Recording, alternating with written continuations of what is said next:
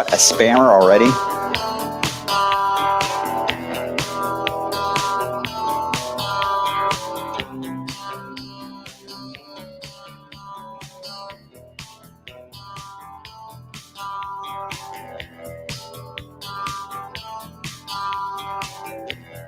Type 21 if you got sunshine.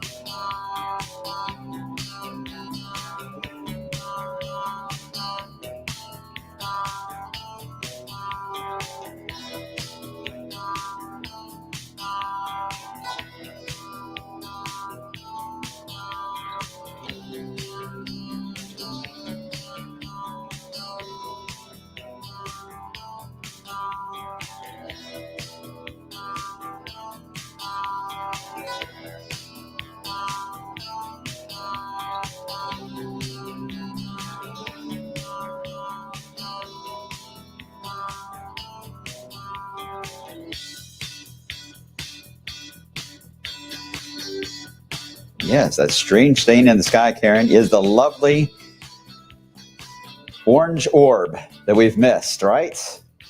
Hope everyone's talking about the sun today. I know it's SnowTALK. It's the name of the blog. Maybe I should have titled it Sun Talk. Pretty lengthy period, too, of cloudy skies. More than a week, a little more than 10 days, actually. Ended up with 19 days overall in the month of January with cloudy conditions. It's been a rough January. Was kind of an odd one, right? Kind of just stood out as an active one when it came to the relatively quiet start to the year. Then we ended up with the Arctic blast. We saw snow. It wasn't a big snow, but we got some snow accumulation that got us on the board. That's good. And then we ended up with an incredible amount of rainfall. And that was not fun, right? Several days of rain, in fact. And then we ended up with just gloomy skies. It was quiet, but just gloomy all the time. And then the month ended and the new month begins, and look what happens. It's almost like Mother Nature knows exactly how to time this out by the calendar. It is the first day of February. Welcome to a leap year, too, this year. So it's 29 days this month. For those of you that have a birthday on the 29th, does anyone have a birthday on the 29th? Those of you do, I guess you can add another year. Everyone likes to skip all the other years on leap year when you have a birthday on that date. Must be nice to be able to do that. All right, we're going to be covering some of the aspect of the long range is really where most of the weather is I'm going to be talking about. And there is a good chance we're going to have to change this behind me as we evolve into next week into Storm Talk for at least a couple of days. It's likely it's the setup we knew was going to be the case. We're going to have to get through an active setup on the warm side of things as far as rain, wind, perhaps thunderstorms before we see the pattern switch over to anything colder. And we're going to cover the colder side, although I still don't think it's going to be an extreme cold setup. It's just going to be enough that it's going to get winter weather back into the picture. So snow lovers, hang tight. Oh, got another spam. It's Maria again. I blocked Maria. How does she keep getting through all the time? Unless she's actually a real person. Nah, I don't think so. Okay, so let's get into the snowboard, which is a quiet snowboard, as you guys are fully aware. We're not to the point yet of adding anything. It's, as I mentioned yesterday, it's likely going to be next week before we have a chance to get anything on the board. Snow lovers, we'll see what happens. All right, look at that. Beautiful sunshine. Blurry camera. Beautiful, beautiful sun. This is down into E-Town at the moment. You got contrails that'll be flying overhead from the plains, so you'll see that every once in a while. And then some high clouds will roll in, but we will have a chance to at least enjoy several hours of sun here. All right, 37 right now in Louisville. We dropped to the freezing mark this morning, right at 32. Several of you were about 25 to 27 this morning. We had a lot of frost. Wasn't a thick layer, but it was enough to either let the car run and defrost or do some scraping this morning. But a cold setup. Clouds cleared out. Pretty classic to see that take place in the area. But we've had a chance now to reset our mostly cloudy and overcast counter back to zero. Hopefully we don't have to go through a long scale of that once again, but it's nice to reset it. Hey, some other good news. Finally, much of you that are watching are out of the drought status. First time since what? I really can't remember. I need to look it up. Early fall, late summer. That's when we entered the drought status. So this is nearly 6 months we've been in that category. Now all we have is a low end drought status for northern sections and our southern areas. and it's not really fully a drought, I guess you call it. It's more of a abnormally dry, which is basically, again, a very low end drought, but that will likely hold. I would say a race, but I don't think it will. I think it'll hold just because it will be a dry forecast for a lot of us over the next week. That's the good news. If you got stuff you need to take care of, and a lot of us do, road crews have got a lot to do on the pothole repairs in the area, so expect a lot of lane closures to happen over the next week as they try to get all of that repaired, but they need to do it or we'll keep complaining. So we got to find a way for us to get quiet, right? So they got to get that prepared. So that will be a plus. Anything you want to do with the family dog, get them outside, get them out there, to let them run around and enjoy some time outside. That's all positive stuff. And I think everyone just mentally is going to feel better too over the next several days. Okay, the satellite obviously is mainly clear. You can't even see the contrails very well. You can see back to the west. High clouds are streaming in. So as the sun came up, it started to light them up just the past couple of frames back into St. Louis.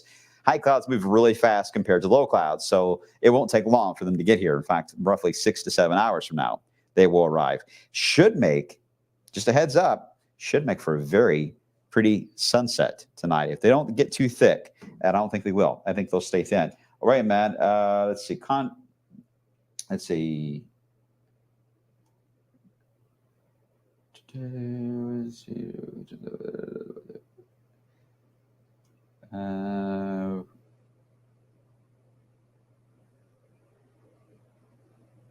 All right. Time to wash the car. I'm not going to get into, by the way, the chemtrail, contrail kind of issue. I'm going to stay out of that topic. Just FYI, Julie. I appreciate you watching. Olivia, time to wash the car. That'll be that's next thing I need to work on the forecast is the whole wash the car type setup. All right, there are the high clouds that are rolling in. They will become a little more on the thicker side later tonight. So I don't know if we're going to stay mainly clear at all tonight. I think it's going to be mostly cloudy. There's that little clear patch, maybe briefly tomorrow morning. If that happens, our numbers tonight will be lower than currently forecast, so be aware of that. But throughout the day on Friday, it's going to be tough to get a lot of sun tomorrow. I think it's going to be a relatively low overcast setup tomorrow. I know, boo. Maybe when I'm on tomorrow, we'll still have some sun, but as probably the blog is going on tomorrow, clouds will be increasing. So prepare for a mostly cloudy setup. And again, temperatures on the cooler side. Now, we get into the weekend. Saturday still looks great. Let me switch over to a different. There we go. Now it's loading in. Saturday morning, we could have a few low clouds in the morning, but most of that is going to be some areas of river fog. Saturday afternoon looks fantastic. The only problem with Saturday that's frustrating is that the wind flow, if you look carefully at the little orange, they're actually arrows on there. I know it's hard to see them, but that wind flow is coming in from the Appalachians there, from the east. And you know what? Around here, you get an east or northeast wind. It's not good. It's hard to warm, even with full sun. So the only bummer on that is that it'll be a cool wind. But as far as how it looks outside, it is going to be absolutely gorgeous as we head into the Saturday timeframe. Temperatures will get about 50. Don't get me wrong, but again, that wind will have a bit of a cool feel to it. So there's a little bit of a balance there. But still, a nice weekend. I'm excited about that. Now, Sunday, we will try to cloud back up again because we do have our southern scooter that is going to be moving across the deep south. As that southern scooter moves across areas of Alabama, Mississippi into Georgia, it will give them rain. For us, just clouds is all we're expecting from that. Mountain snow in northern Georgia. See that little hint there? I think it's a good setup for that. Could see that into the Smoky Mountains too. Could get a little bit of snow out of that as we head into this weekend. All right, next week looks very quiet. We are in between two different themes here on the one system. Again, the southern scooter moving out, and then our change into the weather pattern that's lying ahead of us for mid-February, way out in the Rockies. But this is stalled. It's a blocking pattern, so it takes some time to get eastbound. So that's going to give us several days of some quiet weather coming our way, which I'm really excited about that. Hold on one second. Let me get rid of the other spammer. There's a lot of them today. I must have clicked on something wrong. All right, so as we get into later next week, it's all about sunshine. It will be cool for Monday, Tuesday, Wednesday, maybe Wednesday. May not be too bad. but it will have a small dip in temperature. Still staying above 50, by the way, the entire time. So that's not bad. But cold nights, definitely some cold nights. But once we get into the latter half of next week, that's when we really warm up. Thursday into the 60s. Nice. Thursday right now does appear to be, other than Saturday, as far as warmer weather, Thursday will be the pick day, because Friday, our first of a series of systems move through. Now, this one, the Euro's quite excited about, a little more organized, a little deeper with the low pressure as it moves on by.